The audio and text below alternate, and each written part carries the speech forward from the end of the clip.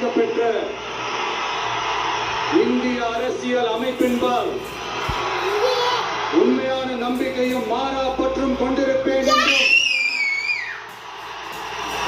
இந்திய நாட்டின் ஒப்பில்லாத ஆட்சியையும் உரிமையையும் நிலைநிறுத்துவேன் என்றும் தமிழ்நாட்டு அரசின் முதலமைச்சராக உண்மையாகவும் உளச்சான்றின்படியும் என் கடமைகளை நிறைவேற்றுவேன் என்றும் அரசியல் அமைப்பிற்கும் சட்டத்திற்கும் இணங்க அச்சமும் ஒருதலை சார்பும் இன்றி விலக்கி பலதரப்பட்ட மக்கள் அனைவருக்கும்